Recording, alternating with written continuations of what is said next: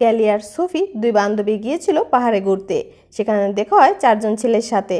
এরপর থেকে শুরু হয় একের পর এক দুর্ঘটনা। এই চারজন ছেলে থেকে দুই বান্ধবী বেঁচে ফিরতে পারবে কি না জানতে হলে দেখতে হবে আজকের এই ভিডিওটি। হ্যালো এভরিওয়ান, আসসালামু আলাইকুম। কেমন আছেন সবাই? আশা করি সবাই ভালো আছেন। আজকে এক্সপ্লেন করব দ্য লেটস মুভির গল্প নিয়ে। মুভির শুরুতে কেলিকে দেখানো হয় কেলি তার বয়ফ্রেন্ডকে অনেক ভালোবাসতো। কিছুদিন আগে তার বয়ফ্রেন্ড পাহাড় থেকে পড়ে মারা গিয়েছে। কেলি তার বয়ফ্রেন্ডের স্মৃতি আঁকড়ে ধরতে তার বান্ধবী সুফিকে নিয়ে পাহাড়ে ঘুরতে এসেছে। সুফি আর কেলি দেখে তাদের ঠিক পাশেই চারজন ছেলে সেখানে ঘুরতে এসেছে। একটা ছেলে তাদের দিকে তাকায়, তার নাম ছিল যশ। যশ সুফির কাছে আসে কথা বলতে। যশ সুফিকে বলে, আমরা রাতে একটা পার্টি করছি, তোমরা আসো আমাদের পার্টিতে। কিন্তু কেলি রাজি হয় না। যশ চলে যাওয়ার পর সুফি কেলিকে পার্টিতে যাওয়ার জন্য কনভিন্স করার চেষ্টা করে। কেলি, চল না যাই, কত স্মার্ট ছেলেগুলো। সুফির বকবক শুনে কেলি শেষ পর্যন্ত রাজি হয়ে যায়। রাতের বেলা পার্টি করার সময় যশ তার ঘড়ি দেখিয়ে বলে এই ঘড়ির বাটনে প্রেস করলে সাহায্যের জন্য জিপিএস সিগন্যাল পাঠায়। সুফি খুব পার্টিতে এনজয় করছিল, কিন্তু কেলির বিরক্ত লাগছিল, তাই সে সবাইকে বিদায় জানিয়ে চলে যেতে গেলে যশ তার হাত ধরে বলে, আর একটু থাকো প্লিজ। কেলি বলে, হাত ছেড়ে দাও। এটা বলে দমক দিয়ে চলে যায়। কেলি রুমে গিয়ে তার বয়ফ্রেন্ডের পুরনো ভিডিও দেখে কাঁদতে থাকে। সে মনে করতে থাকে তার বয়ফ্রেন্ড শিখিয়েছিল কিভাবে পাহাড় চড়তে হয়। কেলি কাঁদতে কাঁদতে একসময় ঘুমিয়ে পড়ে। এইদিকে সুফি অনেক ড্রিঙ্ক করে ফেলেছে। সুফি বাথরুম করার জন্য জঙ্গলে গেলে যশ তার পিছে পিছে যায় ও রেপ করার চেষ্টা করে। সুফি তার নখ দিয়ে যশের গালে আশ্রয় দেয়। যশের বন্ধুরা যশকে গিয়ে বাধা দেয়, তাই যশ তার বন্ধুদের সাথেই মারামারি শুরু করে। সেই ফাঁকে সুফি দৌড়ে পালানোর চেষ্টা করে। চারজন মিলে সুফিকে খুঁজতে শুরু করে।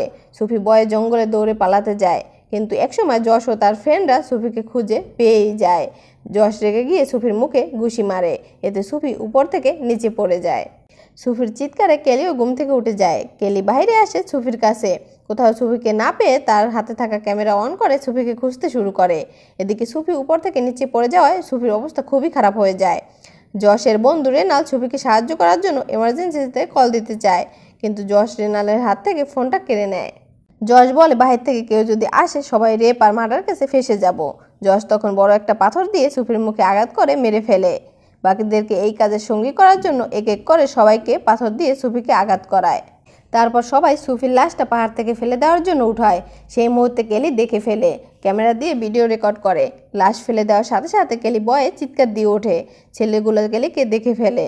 কেলিকে ধরার জন্য তার পিছনে ছুটতে থাকে। কেলি রুমে গিয়ে তার ব্যাগ নিয়ে তাড়াতাড়ি পালাতে শুরু করে। রাস্তায় রেনালের কাছে ধরা পড়ে যায়। রেনাল কিছুটা ভালো মানুষ, তাই কেলিকে আটকায় না। কেলি দৌড়ে গিয়ে পাহাড় বেয়ে উঠতে থাকে। কেলিকে ধরার জন্য টাইলারও পাহাড় বেয়ে উঠতে থাকে। কেলিকে তার বয়ফ্রেন্ড তাকে খুব ভালোভাবে পাহাড় চড়া শিখিয়েছে, তাই সে খুব সহজেই পাহাড় বেয়ে উপরে উঠে যাচ্ছিল। টাইলার ভালোভাবে পাহাড় বেয়ে উঠতে পারছিল না, তাই বেশ কয়েকবার কেলিকে ধরতে গিয়ে পড়ে যাচ্ছিল। এক পর্যায়ে কেলির পা ধরে টান দেয় টাইলার। কেলি তাকে লাথি মেরে ওখান থেকে নিচে ফেলে দেয়। টাইলারের পা ভেঙে যায়। তখন যশ কেলিকে গালাগালি করতে থাকে। কেলি তার কথা পাত্তা না দিয়ে উপরে উঠতেই থাকে। রেনাল আর জ্যাক মিলে টাইলারকে তাদের রুমে নিয়ে আসে।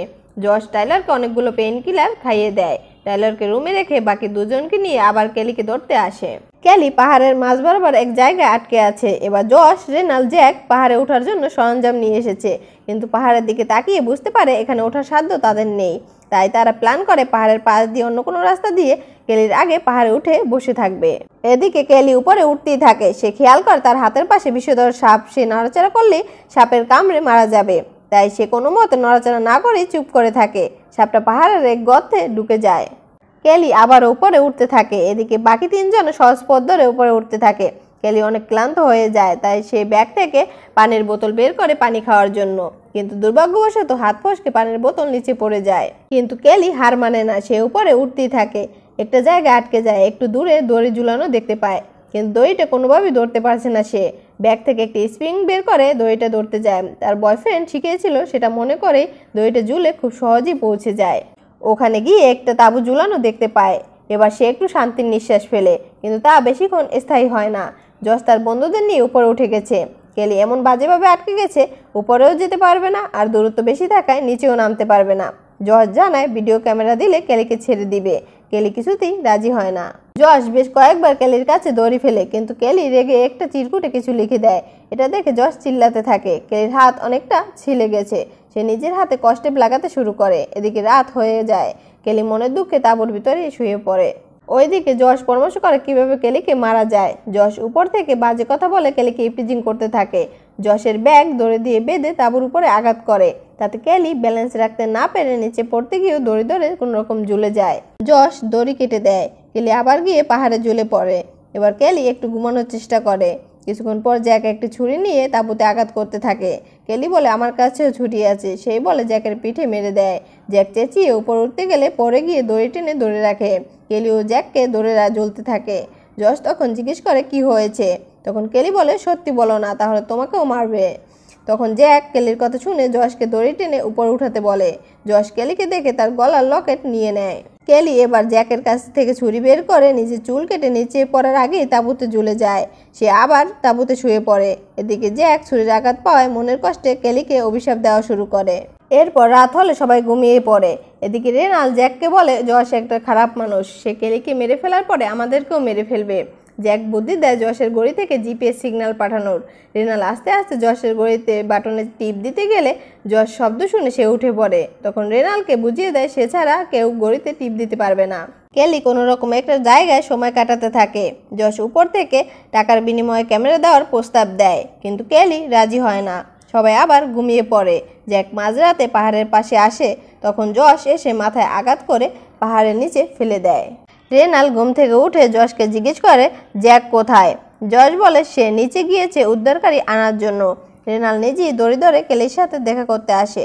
সে বলে ক্যামেরাটা দিয়ে দিতে, তাহলে তার কিছুই হবে না। কেলি তাকে জানায় যশ খুব খারাপ মানুষ, ক্যামেরা পেলেও তাদের দুজনকেই মেরে ফেলবে। রেনাল বলে ক্যামেরা না পেলে যশ কিন্তু নিজেই ক্যামেরা নিতে আসবে, তোমাকে মেরে ফেলতে। কেলিকে বলে জোরে চিৎকার দিতে। যশকে বলবে কেলিকে পাহাড় থেকে ফেলে মেরে ফেলেছে। রেনালের কথা রাজি হয়, ক্যামেরা দিয়ে দেয়। রেনাল উপরে উঠে যায়। যশ চেক করে দেখে ক্যামেরাতে মেমোরি কার্ড নেই। সেই কষ্টে রেনালকে মারতে শুরু করে। রেনালের গায়ে আগুন লাগিয়ে নিচে ঝুলিয়ে দেয় কেলিকে ভয় দেখানোর জন্য। কেলি বুঝতে পারে এবার যশ নিজেই নিচে নেমে আসবে, তাই পাহাড় বেয়ে পাশে সরে যেতে শুরু করে। তখন কেলি দেখতে পায় একটি বড় ছুরি, যে ছুরি দিয়ে জ্যাককে আঘাত করেছিল। পাশে দেখে একটা গর্ত, যেখানে বিষধর সাপ ছিল। তখনই যশ নিচে নেমে আসে, মেমোরি কার্ড দিয়ে দিতে বলে যাতে সে ভিডিওগুলো ডিলিট করতে পারে। তখনই কেলি সাপের গর্ত দেখিয়ে বলে এটার ভিতরে কার্ড আছে। যশ গর্তে হাত দিলে সাপ ছোবল দিয়ে দেয়। যশ সাপের কামড় খেয়ে কেলিকে আবার মারতে আসে। তখন কেলি ধাক্কা দিয়ে নিচে ফেলে দেয়। তখনই তার বয়ফ্রেন্ডের দেওয়া লকেটের কথা মনে পড়ে, যশের গলা থেকে নিয়ে নেয়। ঘড়িতে টিপ দিয়ে পাহাড়ের নিচে যশকে ফেলে দেয়। পরের দিন সকালে কেলি পাহাড়ের উপরে উঠে পড়ে এবং তার লড়াই সার্থক হয়। এভাবেই শেষ হয় মুভিটি ভালো লাগলে লাইক, কমেন্ট, সাবস্ক্রাইব করে সাথেই থাকুন। আরও অনেক মুভির গল্প জানতে চোখ রাখুন নাচ ফলোতে। আল্লাহ হাফেজ।